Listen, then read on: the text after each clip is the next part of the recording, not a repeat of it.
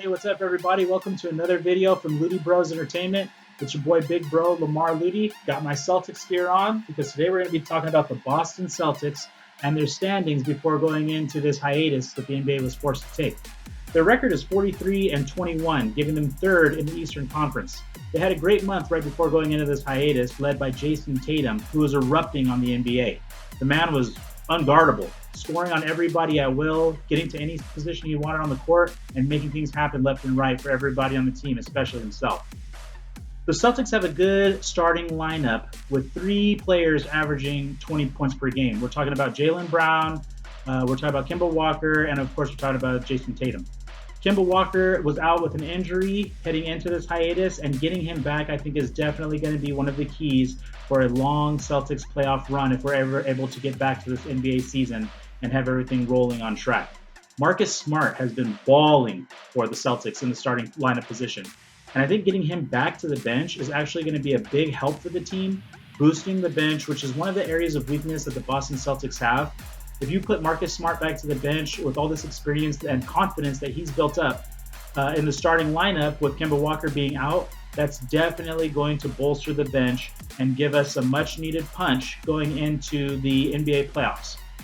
Kemba Walker coming back from the injury, if he's back 100% and healthy, I've seen him on the bench laughing and smiling before we went on to this forced hiatus. If you get him back into the starting lineup and he's playing the way that he usually plays, which he was averaging 21.2 points per game, it's going to be a big boost for the Boston Celtics. Those three players averaging over 20 a game, they're the only team that's in the NBA that has players with such an output. And if you put Kemba Walker back into that starting lineup, that takes a lot of creative playmaking pressure off of Jayson Tatum, and it enables him to play more off the ball. Jayson Tatum has been doing very well creating for others. His assists, he's averaging 2.9 assists, so about 3 assists per game. That's the step that he needs to take, is being able to create more for his team. If he takes that step, that's going to be the last piece that he needs to shoot himself up into superstar category. The way he was scoring, I mean, he was lighting people up from three. He's getting people on his hip. He's getting past them. He's finishing over everybody. I mean, he's really just balling out right before we went on to the break. If he can continue that when we come back, that is going to be crucial for the Celtics' success. And not only does he need to be scoring, but he's got to be creating for his teammates. 3 assists, you might want to step that up. If he can get up to maybe 5-6 assists per game, I think that's going to be the big difference between being a star and a superstar. And being able to consistently do that on a night in and night out basis, that's what's going to separate Jayson Tatum from the rest of the players in the NBA. We also have Jalen Brown has been balling out of his mind too. He's getting 20.4 points per game with 6.4 rebounds. I mean, that's great numbers from a third option player who doesn't seem to have a lot of plays run for him. He doesn't have a lot of play calls for him in Brad Stevens' offense. He's able to get out and create his own points. He's running the fast break. He runs hard. He finishes hard at the rim. He's able to really fit in well with what the Celtics like to do and not take shots away from the scorers who like to have the ball in their hands like Kemba Walker and Jayson Tatum. He's able to get his points within the flow of the offense. When you have a guy like that on your team, that's definitely one of the pieces that you need in a long playoff run and a hopeful title run as well. One of the areas of weakness for the Boston Celtics is their height. We're starting lineup, the tallest guy, Daniel Tice, he's about 6'8". So you have a short team, you're playing small ball on a regular basis. We did the Ludybros, my little bro and I, we did a video on the Eastern Conference matchups. We saw that the Boston Celtics, they would be matched up with the Philadelphia 76ers in the first round, and a healthy Joel Embiid, he could be a nightmare. There's no doubt about it. He could be a nightmare for you. Home court advantage will be very important for the Boston Celtics if that's the matchup that takes place. You're going to need everything that you can bring to the table against Joel Embiid. Daniel Tice is a good player. He hustles hard. He rebounds. He rotates well. He's a very underrated team defender.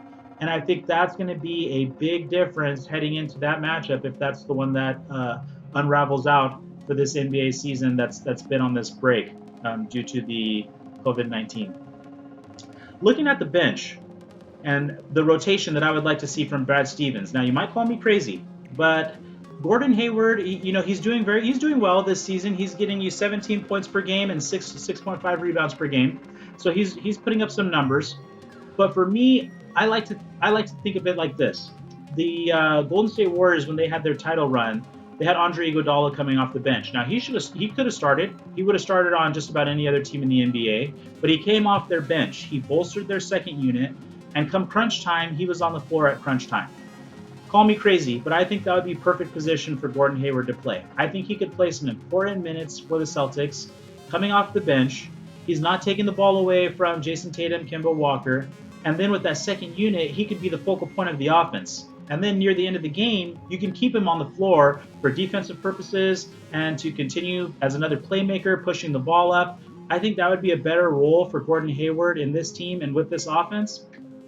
I know that him and Brad Stevens have had a long relationship from Gordon Hayward's college days, but I really think that for the Celtics to take that next step, moving him to the bench would be the way to go. And it's no means in disrespect to Gordon Hayward, but if you bring him off the bench, that can bolster that second group and bolster the bench and give them the firepower that they need going into a playoff battle with some of these other teams in the East, such as the Bucks and the Raptors, who are both teams with a little bit more depth on paper. So I wanted to take a close look at the Celtics. I wanted to see what you guys think. Hey, hit me up in the comments below. Let's get some basketball talk going. If you want to talk about the standings or any other teams in the Eastern Conference or Western Conference, potential playoff matchups, or anything NBA related, go ahead, hit the Ludybros up. We're going to get a video up on that as soon as we can. All right, well, thanks for tuning in for a little look at the Celtics and their current standings in the Eastern Conference, and we'll see you guys next time.